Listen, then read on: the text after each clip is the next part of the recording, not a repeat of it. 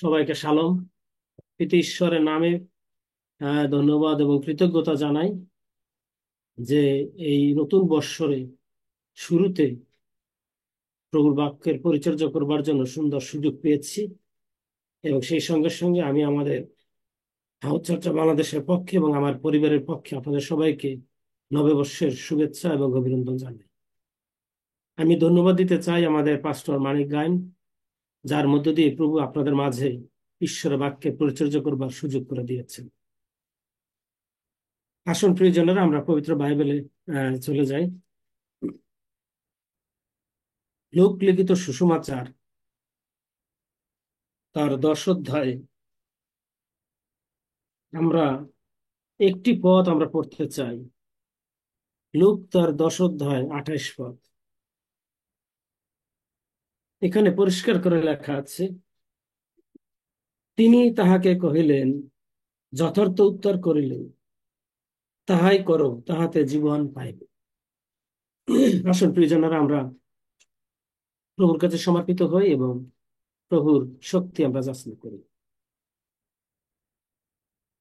করুণাময় স্বর্গের ঈশ্বর, যিশু নামে আমরা তোমার ধন্যবাদ করি, তোমার অপার করুণা, ভালোবাসা এবং আশীর্বাদের জন্য আমরা ধন্যবাদ দিই। আজকেও প্রভু, তুমি তোমার সান্নিধ্যে আমাদেরকে নিয়ে এসেছো, যেন আমরা আরেকটি বার তোমার সান্নিধ্যে থাকি, তোমার আশীর্বাদের ছায়া যেন আমরা বসবাস করতে পারি। তাই প্রভু, এই সময় আমরা শ্রোতভক্ত হই, তোমার কাছে সমর্পিত হই। তোমার বাক্যের আলোকে আমাদের প্রত্যেককে নূতন ভাবে, নূতন শিক্ষায় তুমি সিক্ত করো এবং ইলেকট্রিসিটি নেটওয়ার্ক সমস্ত কিছু প্রভু তোমার গৌরবের অনুকূলে রাখো। সর্ববিষয় মঙ্গল করো, পাপ ক্ষমা করো, এই প্রার্থনা যিশু নামে চাই, আমিন। প্রিয়জনেরা, যে অংশটি আমরা পড়েছি, এই অংশটি আমাদের নূতন নিয়মে 4টা সুসমাচারের মধ্যে শুধুমাত্র লূক লিখিত সুসমাচারেই আমরা এই ঘটনাটা আমরা দেখতে পাই। এবং এই ঘটনাটি শুরু হয়েছে ঠিক এভাবে। আর দেখো, একজন ব্যবস্থাবেত্তা উঠিয়া তাহাকে অর্থাৎ যিশুকে পরীক্ষা করিয়া কহিল, হে গুরু, কি করিলে আমি অনন্ত জীবনের অধিকারী হইব? আমরা জানি প্রভু যীশু খ্রিস্ট যখন পরীক্ষিত হয়েছিলেন দিয়েবল কর্তৃক, এবং সেখানে ঠিক এভাবে লেখা আছে, সমস্ত পরীক্ষা সমাপ্ত হলে পর দিয়েবল কিয়ৎকালের জন্য তাহাকে ছাড়িয়া গেল। কিয়ৎকাল মানে কিছু সময়ের জন্য, কিছু দিনের জন্য দিয়েবল তাহাকে ছেড়ে চলে গেল। কিন্তু দিয়েবল সবসময় প্রভু যীশু খ্রিস্টের পিছনে পিছনে থাকতো। এবং দিয়েবল শয়তান, সে বিশেষত ফরিসি সদ্দুকী এবং ধর্মীয় ব্যবস্থাবেত্তাদের মধ্য দিয়েই যিশুকে নানাভাবে বিভিন্ন সময় পরীক্ষা করে চলেছে। কিন্তু কোনোভাবেই দিয়েবল সে প্রভু যীশু খ্রিস্টকে পরাজিত করতে পারেনি, বরং সে লজ্জিত হয়ে চলে গিয়েছে। আজকেও যে ব্যক্তি প্রভু যীশু খ্রিস্টকে পরীক্ষা করবার জন্য যিশুকে কহিল, কি করিলে আমি অনন্ত জীবনের অধিকারী হইব, একজন ব্যবস্থাবেত্তা হয়েও তিনি যিশুর কাছে তিনি আসলেন এবং তিনি জানতে চেয়েছেন কি করলে অনন্ত জীবন অধিকারী হওয়া যাবে। এর থেকে পরিষ্কার বোঝা যায় যে যারা শাস্ত্র বিশেষজ্ঞ ব্যবস্থাবেত্তা, তাদের মধ্যেও অনন্ত জীবনের পিপাসা ছিল, আকাঙ্ক্ষা ছিল। কেননা প্রভু যীশু খ্রিস্ট সম্পর্কে পবিত্র বাইবেলে যে চুম্বক বাক্যটি আমরা জানি সবাই, জন 3:16, আর সেখানে লেখা আছে, যে কেউ তাতে বিশ্বাস করে সে বিনষ্ট না হয় কিন্তু অনন্ত জীবন পায়। আর এই অনন্ত জীবন এটি কেমন, অথবা এই অনন্ত জীবন পাবার জন্য কি করার প্রয়োজন, কিরূপ সৎকর্ম করিলে এই অনন্ত জীবন পাওয়া যায়, সেই জন্য দিয়েবল এই ব্যবস্থাবেত্তার মধ্য দিয়ে যিশুকে আরেকটি বার পরীক্ষা করবার চেষ্টা করলেন। খ্রিস্টাতে প্রিয় বন্ধুগণ, আমরা জানি যে প্রভু যীশু খ্রিস্ট যখন প্রচার করেছেন, তিনি সবসময় এক্সাম্পল তিনি ব্যবহার করেছেন। আজকেও আমরা দেখব এই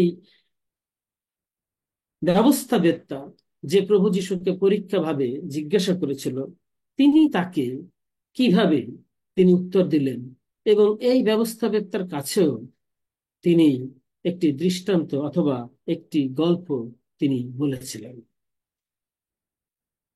এখানে প্রভু যীশু খ্রিস্ট তাকে বলেছিলেন যে, তখন তিনি তাকে করেন, ব্যবস্থা কি লেখা আছে, কিরূপ পাঠ করিতেছ?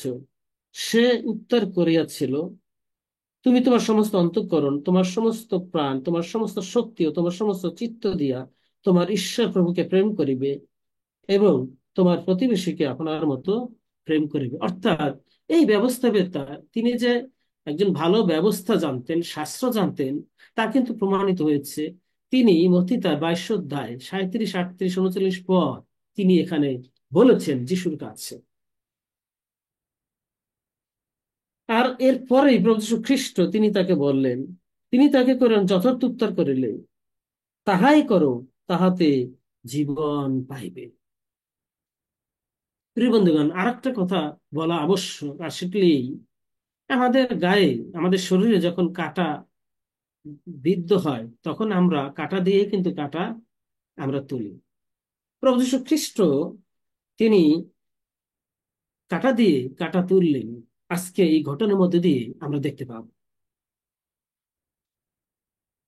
যখন এই ব্যবস্থাবেত্তা তিনি দেখলেন যে যিশু তাকে এই কথা বলছে, তখন সে কি বলল? সে আপনাকে নির্দোষ দেখাইবার ইচ্ছায় যিশুকে বলিল, ভালো, আমার প্রতিবেশী কে? খ্রিস্টতে প্রিয়জনেরা, এই ব্যবস্থাবেত্তার আর একটা অর্থাৎ দ্বিতীয় প্রশ্ন, আমার প্রতিবেশী কে, এই কথা লইয়া প্রভু যীশু খ্রিস্ট তিনি তার কাছে একটা গল্প বললেন।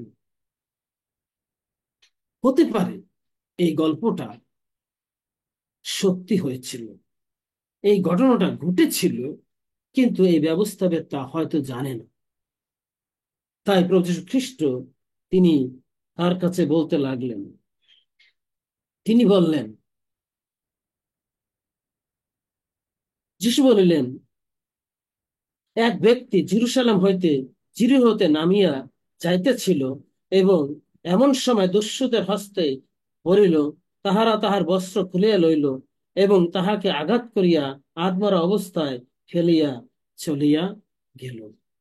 খ্রিস্টতে প্রিয় বন্ধুগণ, এখানে আমরা যদি একটু এরকম দেখি যে জেরুজালেম থেকে যিরিহ এই শহরটা কত দূর, কত দূরত্বে ছিল।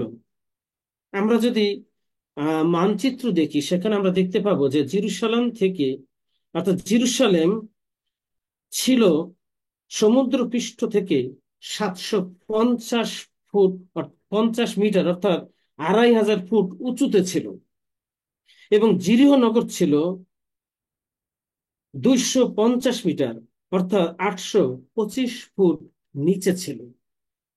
তার মানে জেরুজালেম থেকে যিরিহ নগর বা শহর অনেক দূরত্বে ছিল এবং অনেক নিচে নিচে ছিল।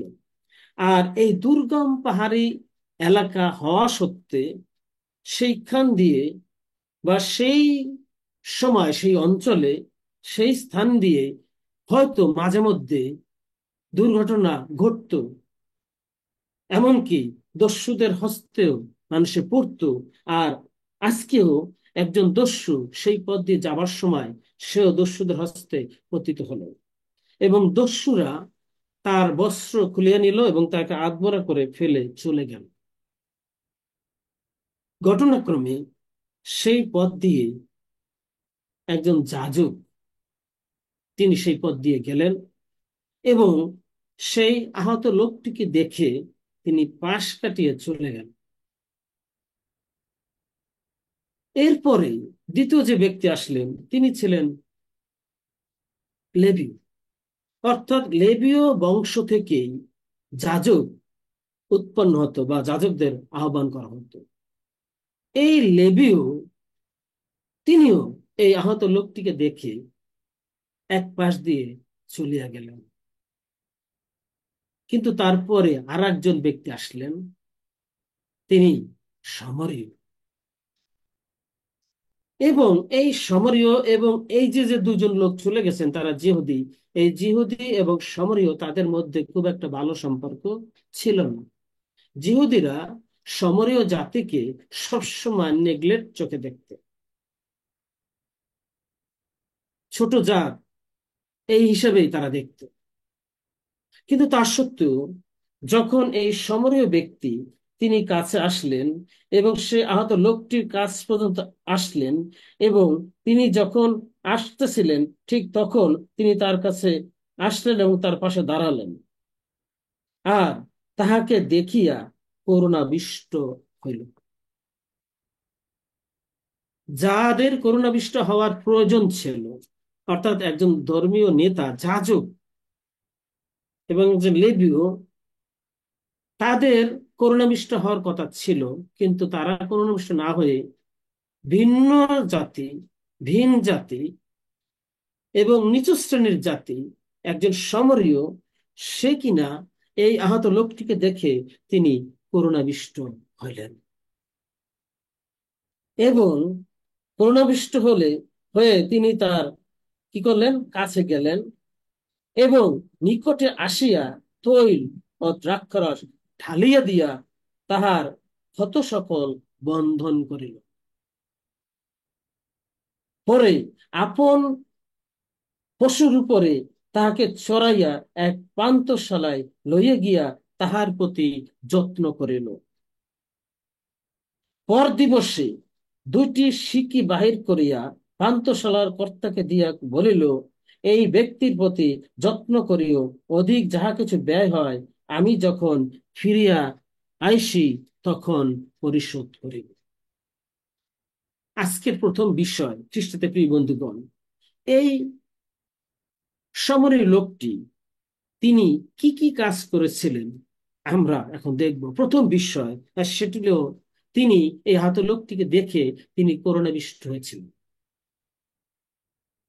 তার হৃদয় ভালোবাসায় পূর্ণ হয়েছিল, তার হৃদয় মমতায় পূর্ণ হয়েছিল। কেন? কারণ আমরা জানি ঈশ্বর প্রেমময়, ক্রোধে ধীর, দয়াতে মহান। সেই পিতা ঈশ্বর যখন তিনি আমাদেরকে নির্মাণ করেছেন, সেখানে পরিষ্কার করে লেখা আছে, আর আমরা আমাদের প্রতিমূর্তিতে মনুষ্য নির্মাণ করি। ঈশ্বরের প্রতিমূর্তি আমাদেরকে দেওয়া হয়েছে। ঈশ্বরের যে সমস্ত গুণাবলী আছে, ঈশ্বরের যে সমস্ত বৈশিষ্ট্য আছে, সমস্ত কিছু দিয়েই কিন্তু আমাদেরকে নির্মাণ করা হয়েছে। আর সেই জন্য সমরীয় লোকটি হৃদয় ভালোবাসায় করুণাবিষ্ট হলেন, মমতায় ভরে গেল। আর সেই জন্য তিনি লোকটির নিকটে গেলেন এবং তিনি তার ক্ষত সকল বন্ধন করিলেন। দ্বিতীয় যে বিষয়, আসলে তিনি তৈল দ্রাক্ষরস ঢালিয়ে দিয়া তাহার ক্ষত সকল বন্ধন করেন, অর্থাৎ তিনি নিজ হস্তে তিনি শ্রম দিলেন, অর্থাৎ প্রাথমিক চিকিৎসা তাকে দিলেন। আমাদের মণ্ডলী গুপ্তি আমরা ঠিক একই কাজ করি কিনা?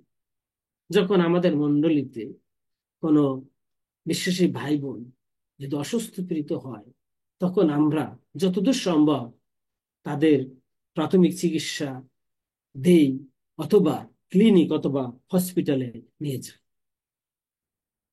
কারণ ঈশ্বরের প্রতিমূর্তি আমাদের মধ্যে দেওয়া হয়েছে। আর সেই জন্যই আমরা আমাদের প্রতিবেশী ভাই বোনদের প্রতি ঠিক এরকম করে থাকি। তবে নিজ হস্তে পরিশ্রম করা, এটি কিন্তু অনেক সময় অনেকের পক্ষে এটি কঠিন হয়েছে। কিন্তু এই সমরীয় ব্যক্তি তিনি সহস্তে পরিশ্রম করলেন।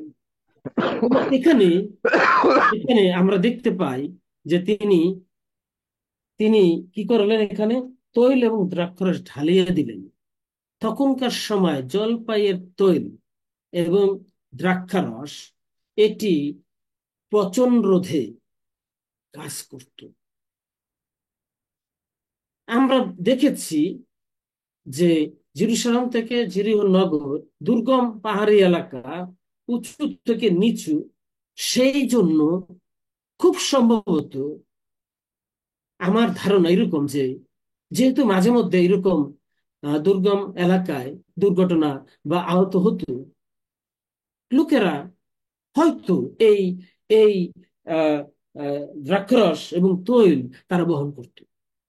যদি আমরা এক কথা বলি যে এই তৈল এবং দ্রাক্ষারস দিয়ে যেহেতু এই সামরীয় লোকটি তাহার ক্ষত বন্ধন করিলেন, অর্থাৎ তার প্রাথমিক চিকিৎসা দিলেন, আর প্রাথমিক চিকিৎসা দেওয়ার জন্য যা দরকার তা আমরা এখন ব্যবহার করি, আর সেই সেই যেটা ব্যবহার করি তাকে বলা হয় ফার্স্ট এইড বক্স।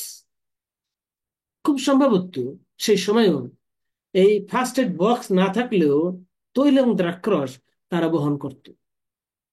যদি না করতো তাহলে প্রভু যীশু খ্রিস্ট তিনি এই ঘটনা তিনি বলতেন, বা এই ঘটনাটা আমরা দেখতে পাইতাম না। তৃতীয় বিষয় আসলে নিজের পশুর উপর, অর্থাৎ নিজের যানবাহন বা নিজের বাহন সে ব্যবহার করেছিল যার প্রয়োজন। আমি যদি আপনাদেরকে একটা বাস্তব উদাহরণ দিই, গত বছর গত বছরের মাঝামাঝি সময় আমাদের চার্চে একজন আহ আমাদের একজন দিদি, তিনি যখন শারীরিকভাবে অসুস্থ হলেন তখন 10:30 বেজে গেছে, কিন্তু রাত 10:30 বেজে গেছে। আর এই সময় আমাকে যখন ফোন দিল তখন আমি চিন্তা করলাম এই সময় আমি কাকে পাবো। আমাদের চার্চে একজন আহ আমাদের সহকারী পালক আছেন, তার একটা প্রাইভেট কার আছে। তখন হঠাৎ আমি তাকে ফোন দিলাম, এবং ফোন করার পরে আমি বললাম যে আপনার কি সময় হবে, এই সময় আমাদের এক দিদি যিনি অসুস্থ তাকে নিয়ে হাসপাতালে যেতে হবে। তখন আমাদের সেই সহকারী পালক তিনি খুব তাড়াতাড়ি গাড়ি নিয়ে চলে আসলেন, এবং আমরা সেই সময় সেই দিন আমাদের সেই দিদিকে নিয়েই আমরা বিভিন্ন হসপিটালে আমরা গেলাম, এবং বাসায় ফিরে আসতে আসতে আমাদের প্রায় আহ 2টার পরে হয়ে গেছে। তখন আমরা আসলাম। খ্রিস্টতে প্রিয় বন্ধুগণ, কেন আমি এই কথা বললাম? আমি পূর্বে বলেছি যে ঈশ্বরের প্রতিমূর্তিতে আমাদেরকে নির্মাণ করা হয়েছে। ঈশ্বরের গুণাবলী, ঈশ্বরের বৈশিষ্ট্য আমাদের মধ্যে আছে বিধায় আমরা করুণাবিষ্ট হই, আমরা প্রভুর জন্য আমরা পরিশ্রম করি, এমনকি আমাদের যানবাহন, আমাদের গাড়ি পর্যন্ত আমরা প্রভুর কাজের জন্য আমরা ব্যবহার করে থাকি, কারণ ঈশ্বর তার প্রতিমূর্তিতে আমাদেরকে নির্মাণ করেছেন।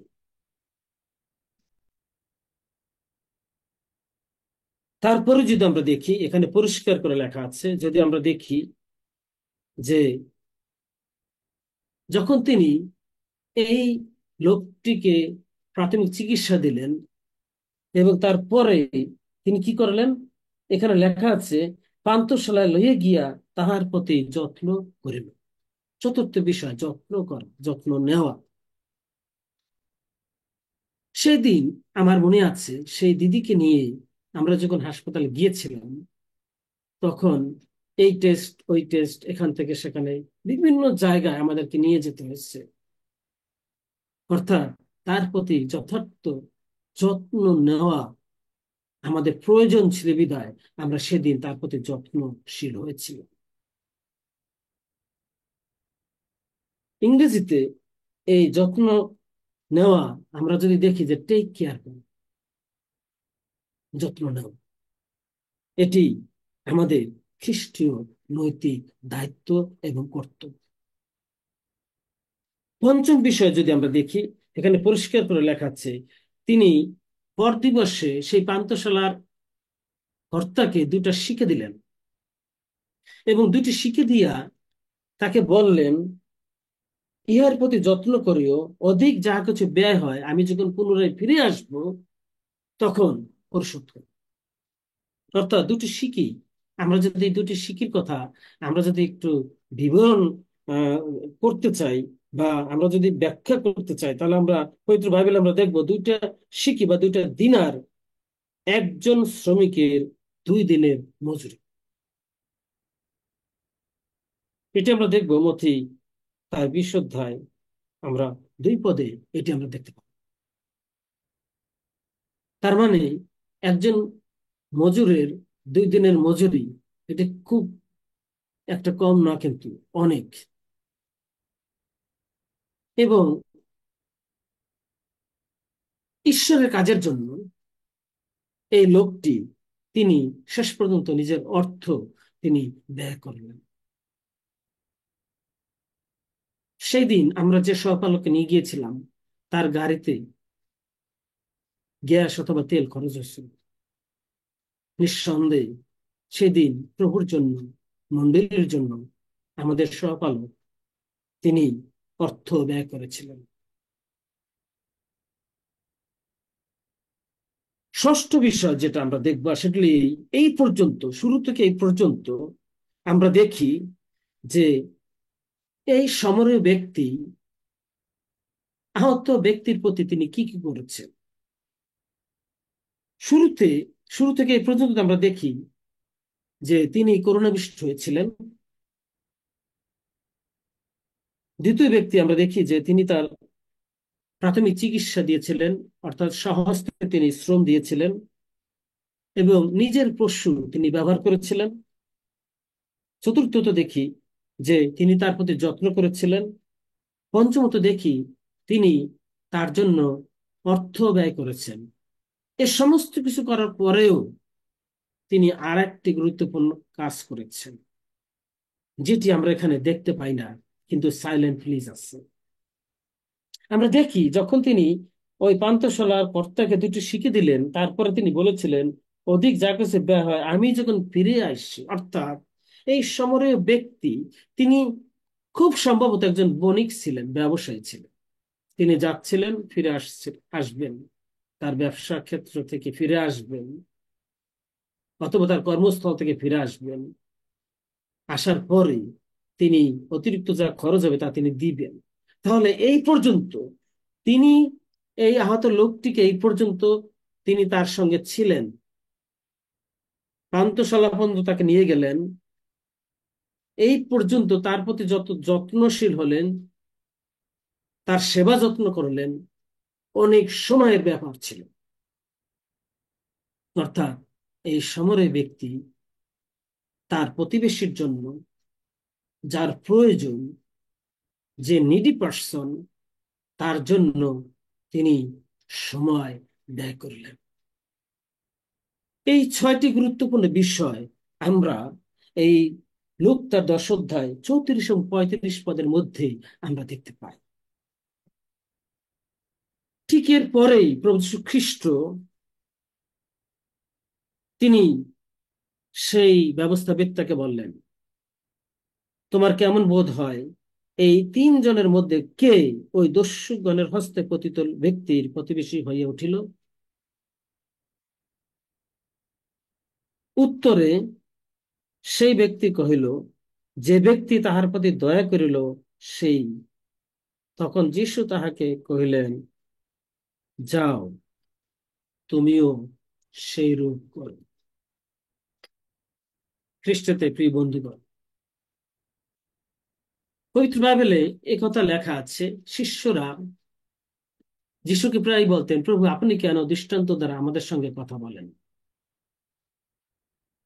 আর আমরা জানি যিশু কেন দৃষ্টান্ত দ্বারা, উপমা দ্বারা, গল্পের দ্বারা কথা বলতেন, যেন শ্রোতা যারা রয়েছে তারা যেন খুব সহজে ঈশ্বরের রাজ্যের বিষয়ে যেন তারা বুঝতে পারে। প্রিয় বন্ধুগণ, আমরা কাছে অথবা দূরে যে কোনো প্রান্ত থেকে আমরা ঈশ্বরের বাণী আসতে শুনছি না কেন, আমরা বিশ্বাস করি যে প্রভু তিনি তার পবিত্র বাক্যের আলোকে আমাদেরকে নতুন ভাবে তিনি সঞ্জীবিত করেছেন, নতুন শিক্ষায় আমাদেরকে তিনি প্রতিপালন করেছেন। আজকে আমাদের যে মূল বিষয়গুলো দেখা সেগুলি এই ব্যবস্থাপেত্তা প্রভুর কাছে আসছিল অনন্ত জীবন পাওয়ার জন্য। আর প্রভু যীশু খ্রিস্ট তাকে চ্যালেঞ্জ ছুড়ে দিলেন যখন সে প্রশ্ন করেছিল, ভালো আমার প্রতিবেশী কে? আর যিশু গল্পের মধ্য দিয়ে, ঘটনার মধ্য দিয়ে তাকে দেখাই দিলেন কে তোমার প্রতিবেশী। অর্থাৎ আমরা দেখেছি যে বা যারা আমাদের নিডি পার্সন, অর্থাৎ এক কথা যদি বলি, যার প্রয়োজন তার পাশে আমাদের দাঁড়ানো, অথবা আমার প্রয়োজনে যে বা যারা আমার পাশে দাঁড়ায় সেই আর আমরা আমরা এক অপরের প্রতিবেশী। কিন্তু দুঃখজনক হলো সত্য যে আমরা অনেক সময় নিডি পার্সনদের অবহেলা করি, ঠিক যেভাবে এই যাজক এবং লেবী করেছে। আমরা অধিকাংশ সময় আমরা তেলে মাথায় তেল দিতে পছন্দ করি, এবং এটি শুনতে একটু কষ্ট কষ্টসাধ্য বিষয়, একটু কেমন যেন লাগে, কিন্তু এটি বাস্তবতা, এটি সত্য। যিশু কখনোই তিনি তেলে মাথায় তেল দেন না, পবিত্র বাইবেলে কোথাও আমরা দেখব না। আর সেই জন্য ঈশ্বর তিনি আমাদেরকে যে শিক্ষা তিনি দিয়েছেন আজকে এই ঘটনার মধ্য দিয়ে, এই ঘটনায় যদি আমরা দেখি, কেরি ভার্সনে এক প্রকার লেখা আছে, আবার চলতি ভাষায় পবিত্র বাইবেলে আরেক ভাবে লেখা আছে। সেখানে লেখা আছে দয়ালু সমরেয়, অর্থাৎ দয়ালু সমরের গল্প। এবং আমরা সানডে স্কুলেও আমরা এটি শুনে আসছি, দয়ালু সমরের গল্প। অর্থাৎ সমরেয় তিনি দয়ালু উপাধি পেয়েছিলেন, যিশু দয়ালু উপাধি পেয়েছিলেন। তাহলে যিনি আমাদেরকে নিজ প্রতিমূর্তিতে নির্মাণ করেছেন, তিনি যদি দয়ালু হন, অবশ্যই আমরাও যেন দয়ালু হবে। এটি ঈশ্বর তিনি আমাদের কাছে তিনি এটি যাচনা করেন, তিনি এটি চান, এটি তার পাওনা, কেননা তিনিও দয়াশীল, তিনি দয়া করেছেন।